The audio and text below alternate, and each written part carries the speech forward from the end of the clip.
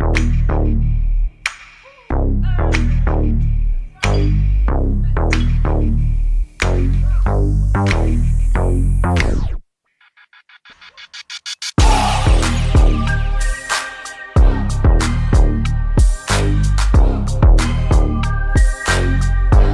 and gentlemen, I'm yours truly, the legend himself, Labzy, aka the best motherfucker you ever met in the history of your life, and I can prove it to you even though I shouldn't. The most loyal, the most honest, and the most respected. And today, this is going to be fun. This is a fun episode. My next guest is a photographer, but not just any photographer, a boudoir photographer, and uses his art to help females release their full feminine energy. And he joins me now, Andrew Felix. How are you, sir? Labzy, I'm good, buddy. How are you? Man, okay, first thing we do.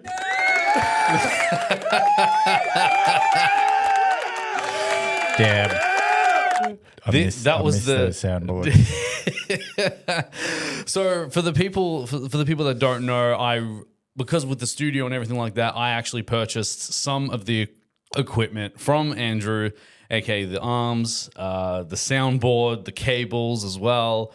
And he's I can see he's got a tear in his eye because of how much he misses it. That's okay. That's okay. I'm glad it's gone to a worthy host. I appreciate that, man. Thank you so much. And sir, thank you so much for taking the time to come all this way. You've come from the southeast all the way to here. Yeah. And my first question is, how was your mental health? My mental health?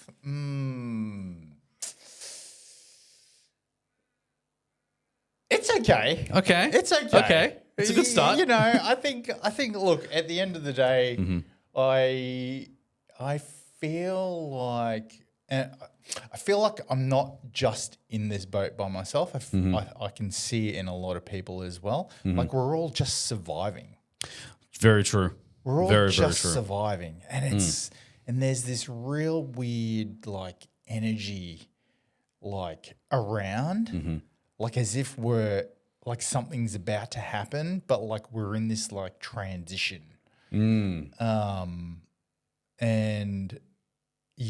so there's that, but then there's also the piece around, I'm no different to anybody else. Like I got my demons. Yeah, right? of course. And the demons come every now and then, and I don't get enough sleep, and you try to do everything that you possibly can to kind of like,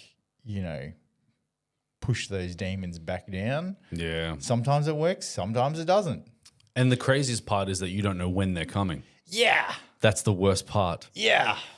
And I've got those voices in my head that are like truly motivating and like, pick me up off the ground and keep me going, But yeah. Yeah. Just surviving, I think. But you know what? From the time me knowing you, I think you've got this. I think you've got this. Oh yeah, I've got a plan. Yeah, good. You got a plan. I got a plan. Good. Regardless of how I feel, you just got to stick to the plan. That's right. We have to. Don't deviate. And I was talking to my podcast guest this morning, like after the podcast, and we were just talking about like, regardless of anybody else's opinion, you got to stick to your own plan. You have to. Because it's your plan. Nobody else can. You shouldn't expect anybody else to understand it. Correct. And as much as I understand that there are some people that want to have their input to kind of, help you in some way, shape or form. But at the end of the day, just as you said, this is your plan. This is your path. This however it goes, this was because of your plan. Yeah.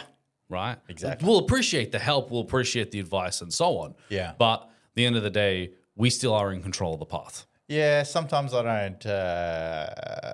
don't appreciate the advice. Like, people can like keep their advice to themselves. Okay. But what is it about people's advice that kind of turns you off? Do you feel like it's kind of, do you think it's kind of like a thing where the people are trying to distract you from the path and you know your path? Nah, like their advice isn't justified on any experience whatsoever. Right. Okay. Like you got no experience, you don't have the right to give advice. Yeah. Yeah. You know, Yeah. like, dude, Yeah. kind of shut your mouth. Yeah. I mean, but just be honest with it. Just be like, look, if I mean, look, with what you do with photography, there ain't no way I'm going to give you advice. I got nothing. But I would say to you, look, I don't know what I can do to help to give you advice of what you do, but I want you to be happy and I want you to keep going. And yeah, that's it. And I hope whatever you're battling, I want you to win. Yeah. That's as far as I could really go. Yeah. You know, but yeah, okay. It is interesting. Now, talk to me about your line of work, aka boudoir photography. Now, help me understand what was it about this specific genre in photography that kind of got your attention and you thought, you know what, I want to do this? Well, so I guess, and it's interesting because I think it was about maybe 3-4 years ago, I reconnected with a friend from like when I was like 17, right? And she goes to me, "Oh, I can't believe you're an actual photographer now." And I'm like, "What do you mean?" What does that even mean? And she goes, "Because you were talking about wanting to be a photographer back when you were 17." Wow. And So I was go like, far back then. I was like, I don't even fucking remember. Wow. I don't even remember. Wow. And, you know, so, and look, I still have like old film cameras that I bought and I've got photos that I took, and I even had the, God, was it a Sony? I think it was a Sony. You know, do you remember those cameras that the film produced really long landscape photos? Yes. The old school Kodaks. The old school Kodaks had them as well. But I know what you're talking about. It's like a landscape only kind of real thing. Yeah. Yeah. So I think it was like a Sony APS or something or other. Anyway, like I've still got photos. Wow. Like actual hard copy photos of them. Wow. That Fossils. that I took like of like random shit. Yeah. You know. Wow. So I was obviously interested in playing with cameras. And look, I love technology. Yeah. Right? Like I'm in that generation where I lived through no technology and then the emergence of technology. Yeah. And I love it. Yeah. Right? Like I'm always into gadgets and like, you know, computers and not so much gaming, but like new gadgets or whatever, right? Yeah. Anyway, so then I guess started taking photos of my kids. Okay. And when I got divorced, I needed a hobby to take up on. Of course. And so I bought a digital SLR. And I was like, okay, like I really enjoy the photography side, but I just don't know like what type of photography do I want to do? Yeah. Because there's so many. Yeah. And so, dude, like I tried lots of different things. Yeah. You know, I did family portraits, I did real estate, I even did like product photography, like jewelry. Okay, wow. For a friend of mine. That was fucking hard because that's all about lighting and angles. Oh, man, especially when it sparkles, that gets in the way sometimes too. Oh, my God. Yeah. Reflections are your fucking enemy. Anyway, so then I landed on model photography because I am a people person and I really like, you know, having adult conversations. Of course. And so then I started doing fashion and fitness. Nice. that was really competitive, and I thought, okay, well, I'm going to try doing some more risque stuff, but I didn't really know how I was going to go, because for me, like, photography has always been how I can express myself and how I feel during the shoot to be able to get the outcome that we're kind of going for. And so, so I paid for a couple of really high-end models to model for me, and then I asked for their feedback. How did I make you feel? Like, is there anything I could have done better? And they were like, no, you didn't, like, made us feel really great, didn't pull any faces, So just landed on boudoir stuff from there. And then on top of that, my mum and my sister have been really strong role models in my life. Beautiful. And I felt like, this is a time for me to, one, develop my skills, but also give back to women, because there's a lot of pressure. Absolutely. On women to look a certain way, or just stuff like that. And so, cultural rules too. Yeah. Like cultural rules and like pressure from family or like friends or like all that type of stuff, right? And so my aim is to really just show them a different side to themselves. Yeah. Okay. Like, I've had women come to sessions and just automatically tell me about what's wrong with them. And I'm like, I remember one conversation, I said, I'll just stop you there. Like, I acknowledge everything that you're saying, but you kind of don't really need to say that, because this is the first time I've seen you. Yeah, of course. And my job here is to show you a different side to yourself. Yeah. And I remember one shoot, like, this client was like, because I go through a series of questions before we start. Right. Okay. And one of those questions is, what do you don't like about your body? Okay. Interesting. She said her hips. And out of 1,100 photos, the one that she loved the most was one of her hips. Wow.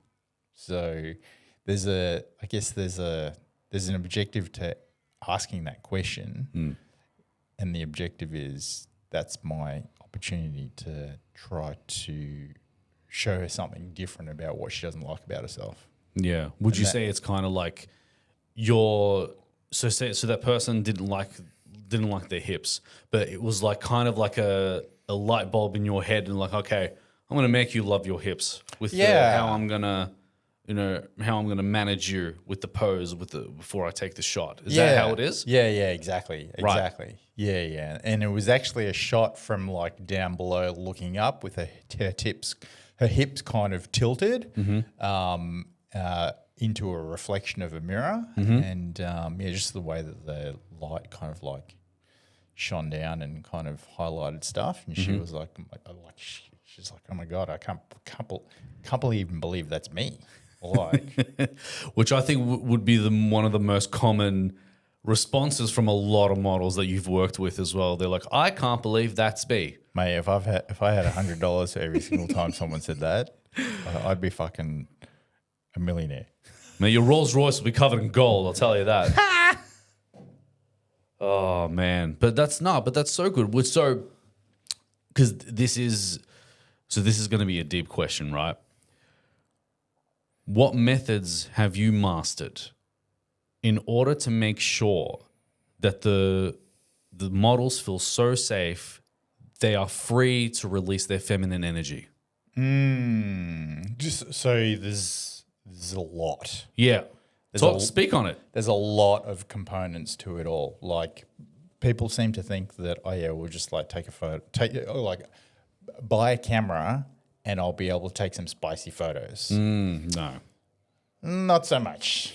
They'll have to dumb it down with a lot of really things, but yeah. But well, it's everything from, your project management skills, to how you communicate, to how you present yourself online versus in real life, whether or not people can vouch for you, whether or not your process has actual ease and flow in what you're actually doing, because the easier you can make it for them, then you reduce the amount of friction in your process for them to actually deal with you. Right. And like that all takes, it takes time, but it also allows for ease in the building of trust with the individual, especially if you've never met them before, right? This is the first time. Like if we were doing a boudoir shoot, this was the first time. Okay. Yeah. Is that such a thing? That is such a thing. There's a boudoir now? A men's boudoir shoot. Yeah. Okay. There's opportunity for you, Labzy. Oh, those modeling days are over. What do you mean? Let me lose about 10 kilos and then I'll get back to you. Mate, there's never a better time than to capture a moment in time. Yeah, that's true. Yeah, it's true. Yeah. But so let me just shave myself down first because I've got a rug under here. Hey, that might be your thing. It is. Oh, yeah, it's not, but I have no choice but to deal with it. But look, like it's everything from the way that you initiate the first communication messages, right? And the way that you come across and ensure that there's not this like energy of like being too desperate to like get someone to come to a shoot. Yeah. Like strictly professional, of course. Yeah. Yeah. And then communicating with them in a way where everything is open, right? So there's no ambiguity about anything. Right. I've had a contract lawyer look at all of my contracts. So every model, every client signs a contract. And in there, it states everything that we've essentially discussed through DMs or messaging or email, right? Right. And that can all be signed online, right? Again, which is a whole other platform that you kind of like need to sort out. Of course. But then... Because you need to cover yourself too. Yeah, 100%. But then, like in the lead up to the shoot, like I ensure that, you have that last bit of communication around confirming like date, time, address, how to get there, what to bring, what not to bring, like all that type of stuff, all those types of questions. And then on the day, it's like it's showtime, right? Like you really have to be on point with absolutely everything. Yeah. Like the flow of the different settings, the selection of outfits in terms of color grade. Right. So because I do all my own editing as well, like I'm very good with colors and I'm very good with understanding what works well with particular skin tones, with particular colors in like, rooms and all that type of stuff. And so whilst we would make a decision together around the sequencing of outfits, I would put forward recommendations on, look, maybe we go like this and then we do that one and then, but there's always a piece around asking which outfit is their favorite, because that's not the first one that we're going for. Right. We're going to do the favorite second. Okay. Because they need an outfit to like ease into it. Yeah. You can't have their favorite outfit as the first one because you know that those photos ain't going to be good. Do you think it's like a comfort zone thing where it's like because it's their favorite, they're so used to that, and then they're kind of like iffy on the other stuff, and you kind of like want to concentrate on the that stuff to kind of make them love it in a way. Yeah, it could be, but it's also a piece around, potentially they've been, and if this shoot's been, was initiated 3 weeks before, right? They've had 3 weeks to think about this. Oh, wow. So you give them that time. 3 weeks to think about, the outfit selection, right? And so then when it comes to showtime and you're like, which is your favorite? And they go, the red one. Yeah. They knew 3 weeks ago that was the one that they wanted to wear. Yeah. Right. And so then for me going, okay, great. Yes, we will shoot the red one, but we're not going to shoot that first. We're going to shoot it second. Right. Right. Because they've just had all that time to think about. Yeah. Because you want to throw them off a bit. Oh, no, it's got nothing to do about throwing them off. Right. It's about just knowing the process of if they shoot in their favorite outfit first, the photos will not be good, and they have a higher expectation of themselves in their favorite outfit. Yeah. Right? And so if that's the first time they've met you, you got to give them a chance to ease into understanding how you work, which is also a piece of what to focus in on. Yeah. Like how you work comes down to everything to do with how you communicate with them, right?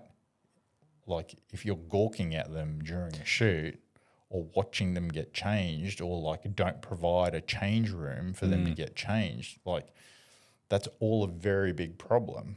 Yeah. And they're not going to feel most comfortable being vulnerable in front of you. Yeah, they won't feel safe at all. Yeah. Yeah, because there's always those types of photographers that, the feedback that they've gotten is that these photographers creepy and the way he just but then the models are kind of forced to be there, whether it's through a company or a corporation or whatever. So, okay, because that's why I wanted to ask that, because working with women and having them exposed that way, it's I would want your input on that as well, because wow, I've actually learned a lot from that. So. Yeah, and look, I'm already starting on the back foot, right? Because I'm a male. Yeah. In a female industry. Yeah. Right? And so you have to really be on point on everything. Yeah. And if you're not on point on everything, then that's how things start going south for your work and your brand, right? Because there are female photographers that do boudoir. Yeah. And there are female clients or models who only want to shoot with females. That's fine. That's fine. You can do that, right? But I'm not, I guess I'm not a typical male photographer. Yeah. Right? And I've had that many comments about my style of work in that the feedback that I've gotten from people all over the world is that the way that I shoot, I really capture the essence of the individual, their energy or in their pose or all that type of stuff. And there's actually a trick to it. Okay. Well, what is this trick? What is the magic trick? well, okay, so part of it is a trick, but part of it is also my individual skill. Right, of course. Right? But so the trick is just to keep shooting. Okay. And to tell the subject, I'm going to tell you to pose like this, and then I'm going to give you the count and go 1, 2, 3, 2, 1, and then you're going to pose like that, right? And then you have to say to them, during those two poses, I'm just going to continually shoot, and I'm going to try to capture Labzy in his element, right? Okay. Because then what that means is during those sequence of poses, what you're introducing is action. Right. An action means that the subject will take their mind off how they're posing and just move naturally. Right. And that's the photo. Right. Right? Okay. So that's the trick or the technique. Mm-hmm. But the individual skill that I have is that I can see people's auras. Right. So I can, I guess, influence the aura to a point where I can get it to where I need it to get to in order to get the right shot. That's a whole nother level. Okay. When you say you can read people's auras, how do you do that? How does one read another person's aura? Well, I can see colors. Right. And shapes. Mm-hmm. Yeah, of people. Okay. Yeah. So I would assume I'm very round in since that's the shape that I have. Okay, not like that. Okay. No, you're not very round. You're very large. They do tell me, thank you. They do tell me to be in shape, but a circle is a shape, so that makes sense. A circle is definitely a shape. Yes, a circle is definitely a shape, but you are larger than what you perceive. Yes. Yeah. Got to do something about that. No, don't. No, because there's a good energy. Yeah, it's good. Yeah, Okay, yeah. good. Okay. Yeah. Okay, good. So there's a lot of blues and greens in there. Okay. And the roundness, I think, is just a representation of like the life experiences that you've had. Mm-hmm. And, and that it's humbled you. Yeah. Oh yeah, absolutely. Like I've seen people who have had like really dark black shapes. Really? And, like spikes and all this type of stuff. And it's just kind of a little bit like, whoa. Okay. Like, yeah. Wow. How I can, I guess, an analogy for that is like if someone comes to a shoot and they're really hyper,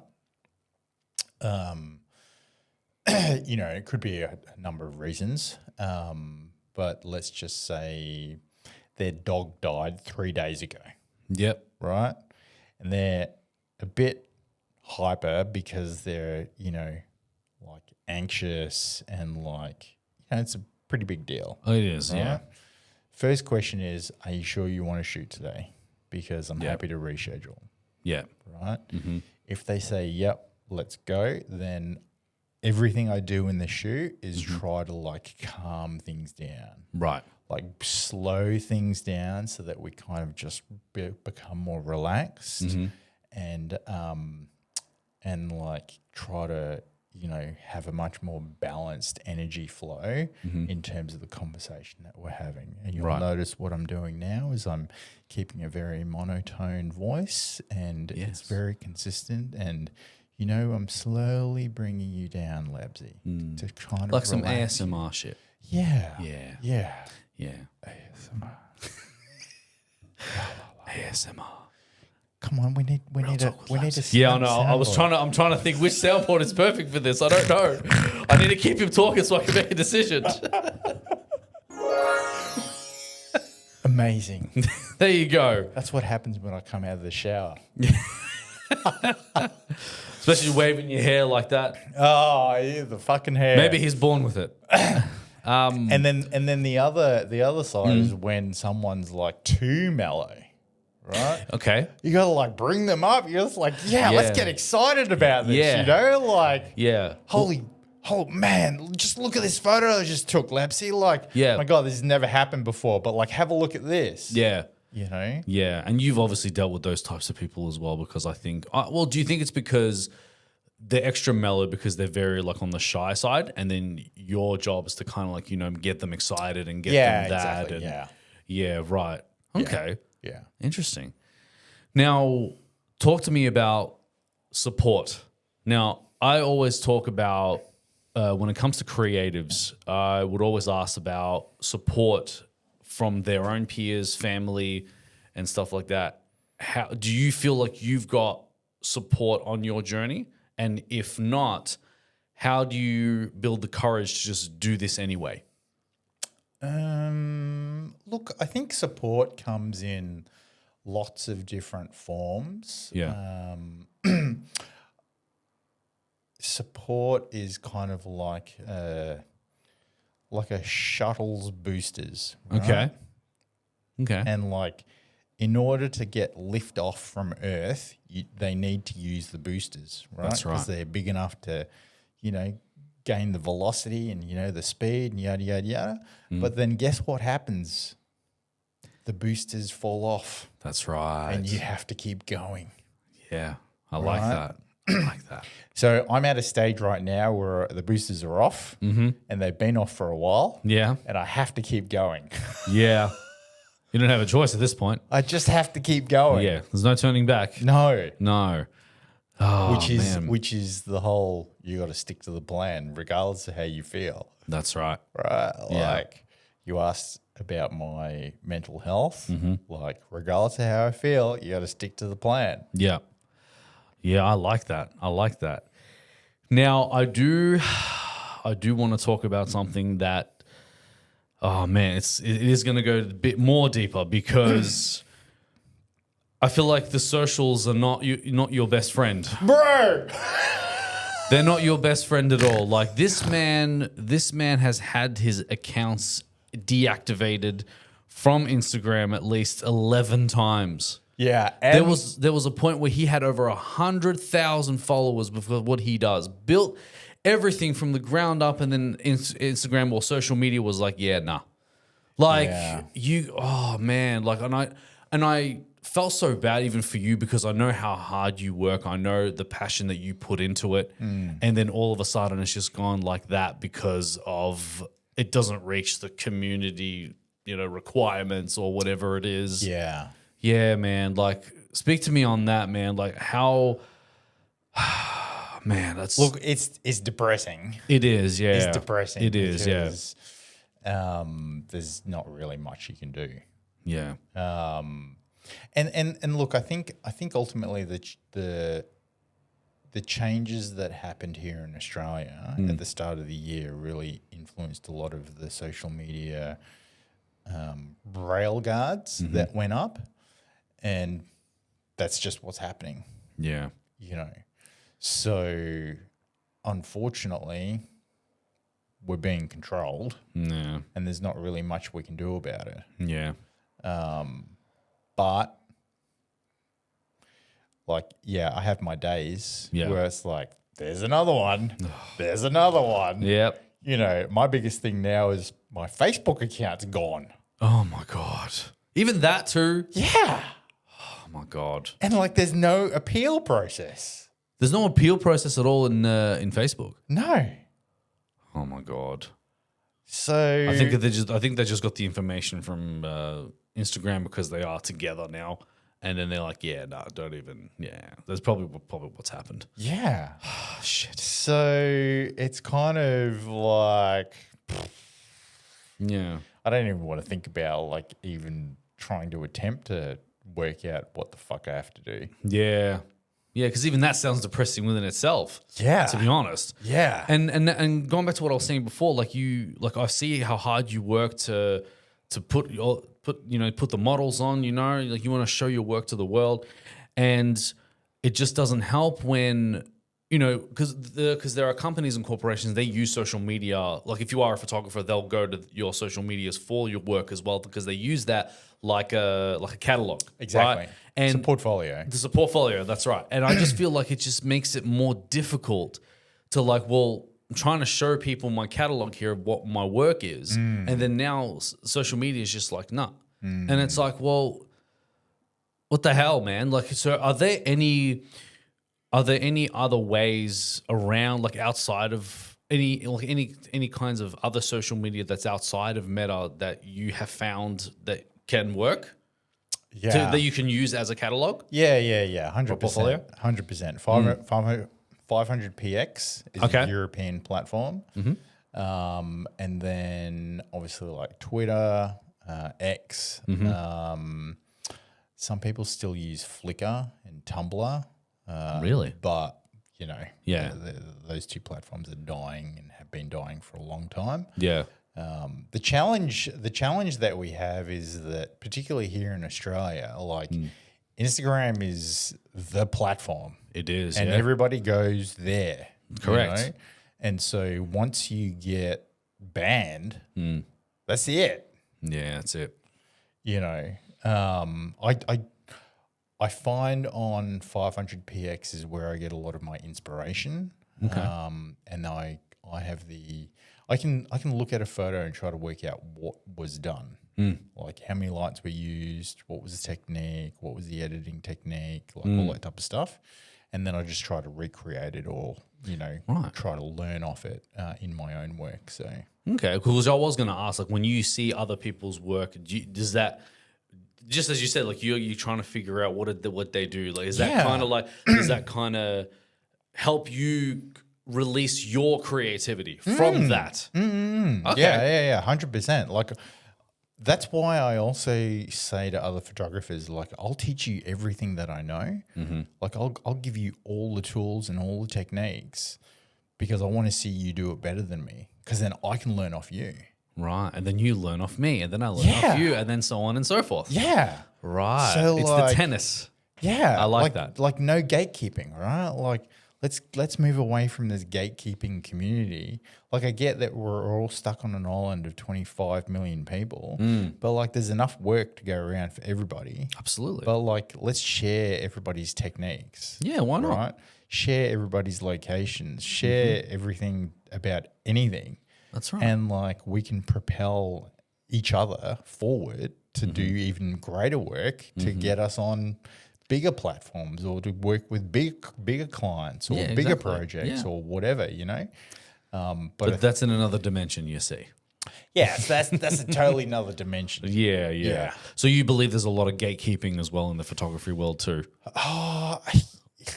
I don't think it's just the photography world. There's lots of industries. Oh, there's lots. Absolutely. Where that happens, but yeah. Look, I think particularly here in Australia that there is a lot of gatekeeping. But as I said, it's because we all live on one big island, and you know we're all surviving, trying to get ahead. And you know, unfortunately, there are some photographers who feel like they own particular models.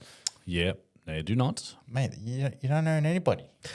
You do not. Sorry. Spoiler alert, you don't own anybody. Yeah. Like we're not fucking convicts anymore. Slavery is gone. That's right. You don't own anybody. You don't own anybody, right? Exactly. But yeah. Man, now tell me about your favorite thing about doing what you do. What's your favorite thing that continues the fire? Getting paid. Show me the money. That's right. No, I'm kidding. Look,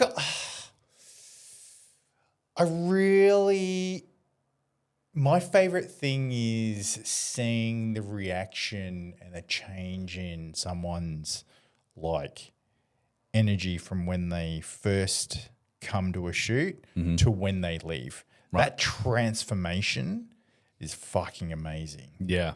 And to see a transformation in action whilst you're doing your process or doing your approach is so satisfying because you're like, man, this is why I do it. Yeah. Like every single person I've ever shot with leave elated. Wow. They're like on a high. Yeah. Right. And I just want to like bottle that shit up and capitalize on it. Right? Yeah. Because that's why I do what I do. Yeah. Like people will form an opinion on, oh, he does what he does because he's a particular type of photographer. What does that even mean? Like he only shoots blondes, for example. Yeah. Or he only shoots, whatever. Yeah. Right? It's like, well, no, I don't. Like I shoot a whole range of people. The social media is my portfolio. Correct. That's what, I want people to see my capability, right? And on top of that, some of my clients, I give them the right to say that they don't want me to share their photos. Yeah, right? Of course. So that's an agreement that I have with them. So you ain't going to see all the photo shoots that I do. Yeah. You know. Do you kind of well on that? Do you kind of just say if you've taken a shot of this model, but she's agreed not to share that? Has there any been photos when you're like, damn, I really want to show this because this is one of my greatest. I feel like this is one of my great shots that I had. Has that ever happened to you, or do you always think that no, they don't want it, they don't want it up, and we just leave it at that? Look, ethically, if they say that they don't want it up, then you just have to put it to bed. Yeah. Like it's not going up. Yeah. Regardless of how good it is. Yeah. If it's really, really good, you know what I do? I try to work out what the fuck I actually did so that I could recreate it again. I love it. Like, what settings did I use? Like, what time of day was it? You know, like what time of day? Where was the light coming from? Like, what music did I have during that time? You know, it's like, oh my God, like my brain is just like braining. Yeah, it's braining to the point where I'm like, I'm trying to work out every single fucking detail because that's how I can recreate it. Yeah. You know, with the right person at the right time at the right moment. Yeah. You know, it's like the and I guess that's also one of the things that I really love doing about what I do is when I get to a point where I can recreate that exact same shot and give a completely different person the exact same experience. Yeah. Right? Yeah, wow. So you'll notice that I've always at some point got someone on my kitchen bench. Right, yes. Right? I've seen it in social medias, yes. And the window is on the left-hand side, the long window, and it's a shot from above, and I'm looking down, and they're kind of like running their middle finger across their décolletage, right? Uh-huh. Interesting. My head is touching the roof because I'm on the kitchen bench. Right? Yeah. And I will go to extreme lengths to get a shot because I know the shot looks good. It's the positioning. Right? It's the positioning. Yeah. And the reason I do that is because I know the fucking shot looked great. Yeah. Regardless of the person who's sitting on the bench. Yeah, yeah. And you know? which I also wanted to ask as well, like, does it kind of can it get uncomfortable for you because you have to try to get the right pose? You sometimes have to lay on the floor and point the camera up like this to get that. Look, I'm 6'2". Yeah. So yes. Oh man. Like my guy mates are always like, oh man, you've got the best job, yada yada. I said, bro, mate, you have to see. Come to a shoot. You will see. I spend most of my time moving furniture around. Yep. Or climbing up on furniture. Yep. Because and making sure you don't stack it. Yeah. And I got to do it with my shoes off. Oh my God, yeah. Because you don't want to, you don't want to stain anything. You don't want to break anything as well. Oh. So yeah, like, yeah. Wow. Yeah, they just don't know. They just don't know the behind the scenes of what you do. Exactly. And like I had a mate come over from Perth once, and he's a good mate, and he was like, oh my God, your kitchen's so small. But on the camera, it looks so big. That's exactly what he said. Yeah. And he goes, how do you get those shots where they're like, and you're like, don't ask. On the bench, and like it's from down here. And I'm like, dude, like I'm pretty much imprinted into the wall. Yeah. Right? And he was like, yeah, but you're 6'2". Yeah. And like, I said, do you want me to give you a demonstration? Like, this is what I do, right? And so you would use him as a model, like just as an example, and then you're like, here, all right, you be the model. I want you to stand here, and then there's a position I want to get, and I'll show you what I have to stand, or be on the floor or something. And then your mate would have been like, oh right, okay, I understand it now. And look, I think his perception of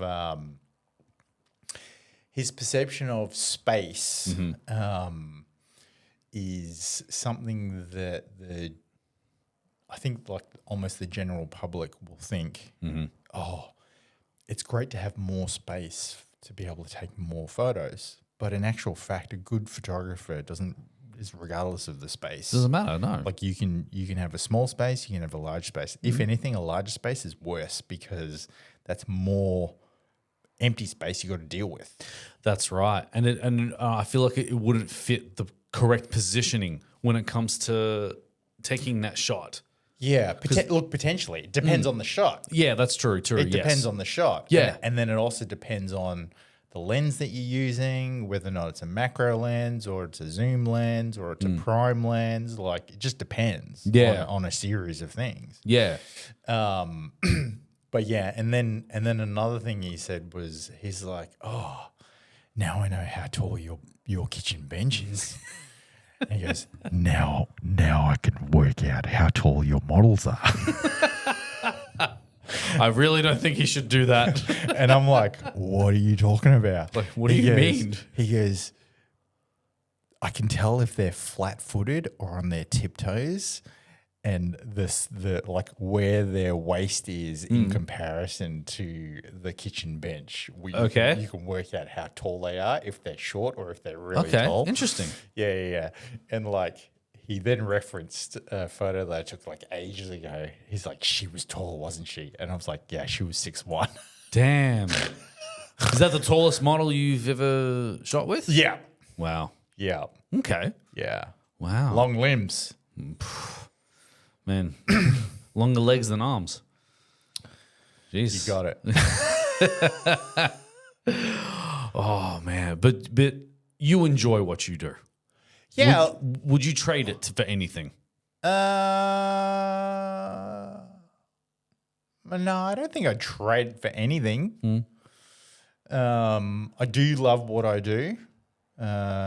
Some photographer friends of mine are like, don't you get sick of doing the same thing? And I'm like, nah, not really. Because like, I'm an expert at it. Yeah. Like, if you shoot as often as I've shot over the last 5 years in my place that I'm in right now, you get really fine-tuned in terms of your senses and in terms of how you can develop your muscle memory. So I can literally go into any hotel room now and I know what looks good and what doesn't look good. Right. Because I've done that at my house for 5 years. Yeah, of course. And I know what looks good and what doesn't look good. That's right. You know, our eyes will play tricks on us. Absolutely. Our eyes do not see the full spectrum of light. And so when it's really overcast outside, that's actually really nice light, natural light coming in through the window. But our eyes see it as grey. Yeah, yep. You know, if it's in the middle of the day, right? Like, yeah. Because I've always felt that if you're a creative and you love what you do, I mean, why would you stop? I mean, real creatives don't stop. They'll just keep going, right? And because especially the field that you do is you're always thinking, you're always creating, you're always doing it, no matter how. And it just feels like you don't pay attention to the length of time you've done it. It's just like, yeah, you got another client. Okay, let's get our creative on, you know, and then you'll just it will just be working. Exactly. Right. Exactly. Now, talk to me about. Has there ever been a moment where you kind of had to step away from photography a little bit just to sort of, because you've been burnt out or, other mental things and then you had to kind of center yourself and then come back? Yeah, look, I've stopped for a while. Yeah. I've stopped for a while, but I stopped for all the wrong reasons. Right. One time I stopped because I wanted to take a different direction, which was ultimately influenced by another individual. And, that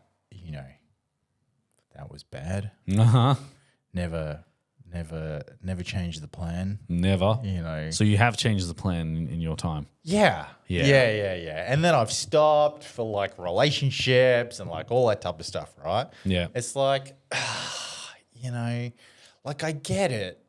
I do get it. But what people need to realize is people come and find me because of the work that I do. Yeah. Because either they want the same type of photo done or they want the same type of experience. Yeah. Right? That's not my fault. Yeah. It's not my fault that I'm this good. That's right. I want you to own that, man. Own that. Hell yeah. You are good at what you do, man. And I still say to people, I don't know what I'm doing. Yeah. But then they think you're lying. It's like, yeah, you know what you're doing. I'm like, I don't. I'm still learning every Yeah. single day. Yeah. Right? But you obviously would have learned so much. Oh, yeah. Like I've made that many mistakes, right? Yeah, of course. But like just coming back to your question to close that off. So yes, I have stopped, you know, for a particular time period and then come back. When I've always come back, I end up coming back stronger, you know, because it is just like muscle memory. Yeah. It's like muscle memory that I can't get rid of. So therefore, why get rid of it? Yeah. Like continue doing it. Yeah. I will probably forever be involved in photography at some, you know, aspect of my life. Yeah. It's just that it might slightly change. Yeah. I still love taking photos, which will never change. Yeah. You know, to see someone's reaction when I show them a photo on the back of the camera Yeah. and the energy that they give me is just so rewarding. I love that. I love it, man. And that's why, like, when I look at your work, I do say to myself, I'm like, man, this man is one of the most creative people, man. Like, I mean, regardless if it's boudoir or whether it's corporate or whatever, I just feel like I would trust you as a photographer. I really would. Thank you know, like I haven't shot with you, but I have been on your show, the Unbuttoned podcast, which I do want to talk about in a second. But nah, bro. I can feel a boudoir shoot coming on. We might. Yeah, you'll see my thick ass on that camera. You'll tell me. we might need the back second crack. Yeah. I'll probably have to wax that. You know, the whole Shaping. Yeah. I don't want you to see the rug that I have here. The very So good. So yeah. good. I don't know. It's a senator. Because with the podcast that you did, is that you're not doing it anymore, are you? So I took a little bit of a break. Yes. Yeah. But you know, because I had to like pursue some other things. Yes. Still in the photography space. Of course. So I'm doing some drone work. But like I'll do a podcast every now and then. It's not as frequent as it was previously. Yes. You know, but yeah, so which is all part of I guess this grand master plan that I have as well, which I cannot disclose. Reveal. Okay, not yet anyway. Yeah. Because when you interviewed me, that was so much fun, and that was the first time we met as well. And how did you feel with that podcast experience? It was good. It was good. I mean, look, me personally, I've learned to just trust myself, and I've learned to just be like, you know what, I know myself. This man, I've never met this man before, but seems like a nice guy. Yeah. And then we'll take it from there. You know what I mean? And I was never the type of person that I get offended very easily. Like I've got thick skin, you know. I'm all about conversation more than reaction. Yeah. You know, so that's why I was like, nah, we gotta. As much as me being on your show was also a good part of my catalog as well in terms of features. But also it was, you know, getting to know new people, meeting new people, and understanding, you know, what other people do as well. So it was a great. I mean, yeah. When the next time you do one, I'm definitely coming back. Yeah, thanks, man. Yeah, hell yeah. Hang on.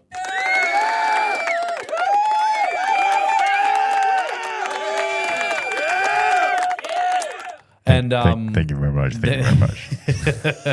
Because when you were starting to sell some of the equipment, I was like, no.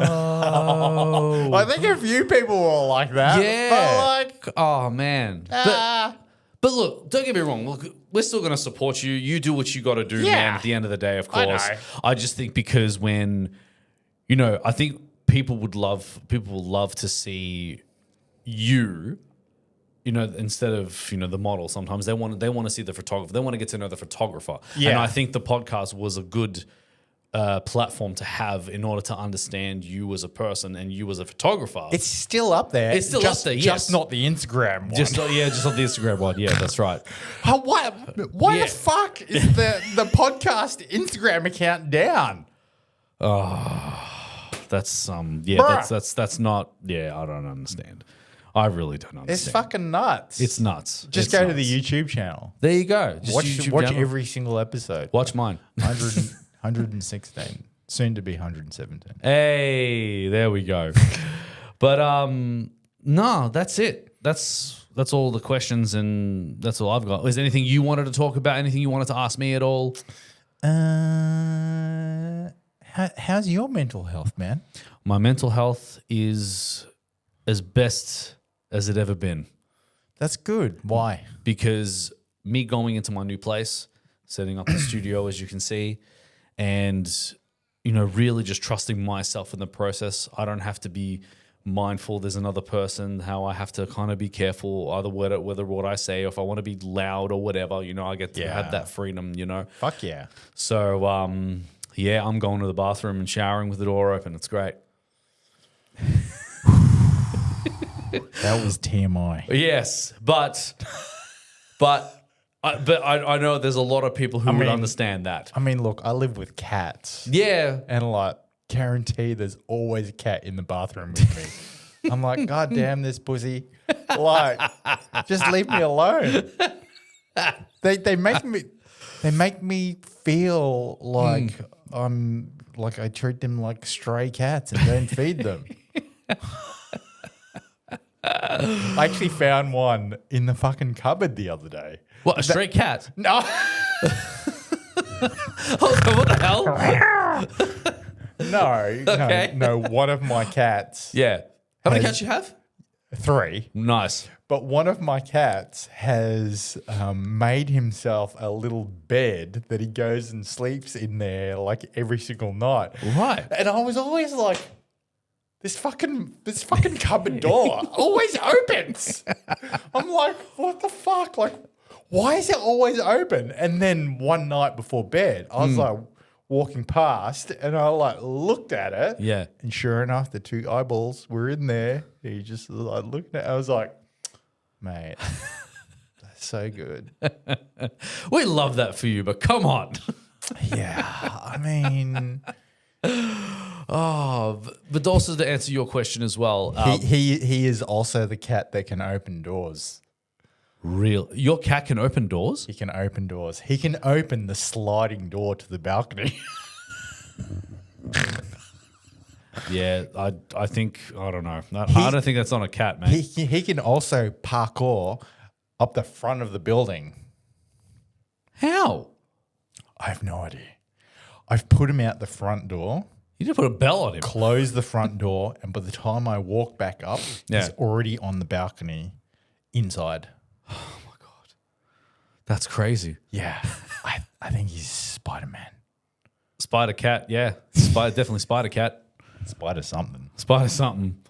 Oh my lord. But no. That's good, man. I'm glad you're happy in your own space and you get to shower with the door open. Great. That's great for you. Yeah, and it's just also adapting to, New way of life. Your new way of life, and being by myself, as well as I get to have the freedom to, record anytime I want. I get to edit anytime I want, and but I feel like it's awoken the OCD within me. Like I've cleaned my room. I've been here for it'll be 2 weeks tomorrow, and I've cleaned my room at least 10 times. I don't know why. Like I go to sleep and I'm just chilling in my bed. Why is there like there's little crumbs and stuff? I'm not eating in the thing. What the hell is happening? Let me know in the comments. I mean, you might have a crumb animal. Maybe. So it's not a cat, I'll tell you that. Kind of like how I have a spider cat. Yeah. Oh, it's definitely a spider something.